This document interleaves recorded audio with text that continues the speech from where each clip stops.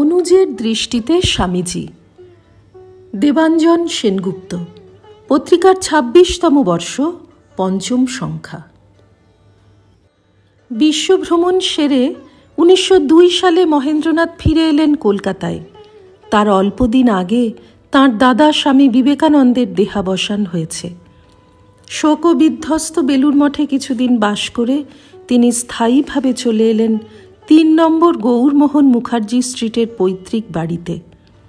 সেই বাড়ির একতলার একটি কোণের ঘরেই তাঁর বাকি জীবনটা অতিবাহিত হল।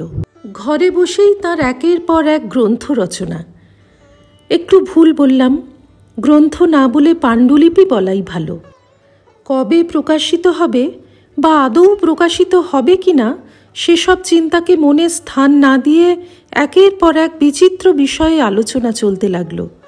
রচনা বলাও ঠিক হবে না, বলা উচিত শ্রুতি লিখন।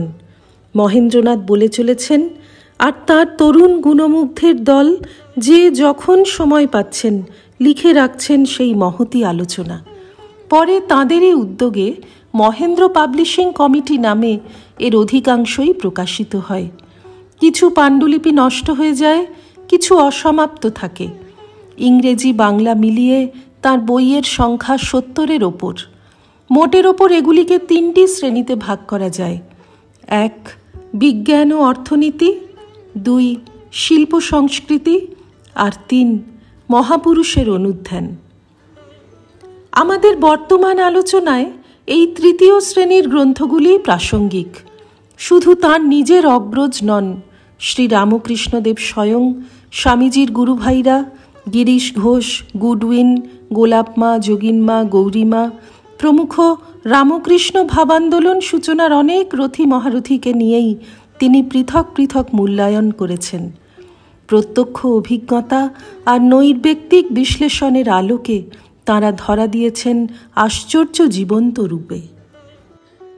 নরেন্দ্রনাথের কনিষ্ঠ ভাই ভূপেন্দ্রনাথের কর্মক্ষেত্র আবার একেবারেই আলাদা। এক কথায় তাঁর পরিচয় দিতে গেলে বলতে হয় তিনি মার্ক্সবাদী, বহু প্রতিভাধর একজন বিপ্লবী। ১৯০২ অর্থাৎ তাঁর জ্যেষ্ঠ ভ্রাতার মৃত্যু সাল থেকেই ভূপেন্দ্রনাথ বৈপ্লবিক আন্দোলনের সঙ্গে যুক্ত এবং এক্ষেত্রে তাঁর সবচেয়ে বড় প্রেরণা ভগিনী নিবেদিতা।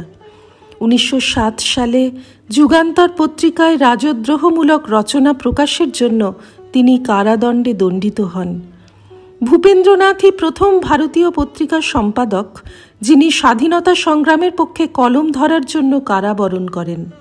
মুক্তিলাভের সঙ্গে সঙ্গেই নিবেদিতা গোপনে তাকে আমেরিকা পাঠিয়ে দিয়েছিলেন। সেখানে মিস ম্যাকলাউডের সহায়তায় তিনি পড়াশোনা শুরু করেন। এখানে নিউ ইয়র্ক বাংস পার্ক সোশ্যালিস্ট পার্টির সংস্পর্শে এসে সমাজতন্ত্র সম্পর্কে তাঁর প্রত্যক্ষ জ্ঞান লাভ হয়। ১৯১৬ থেকে ১৮ পর্যন্ত তিনি বার্লিন কমিটির সম্পাদক ছিলেন।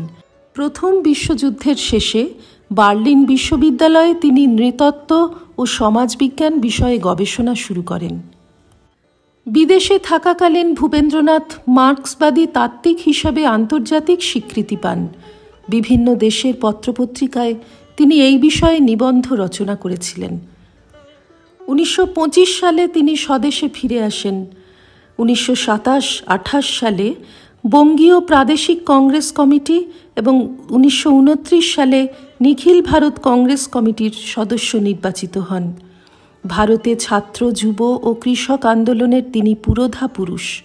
ভারতীয় রাজনীতিতে তিনি সর্বজনশ্রদ্ধেয় সুপণ্ডিত ও তাত্ত্বিক সাম্যবাদী বিপ্লবী হিসেবে সম্মানিত। শ্রী রামকৃষ্ণার্পণমস্তু।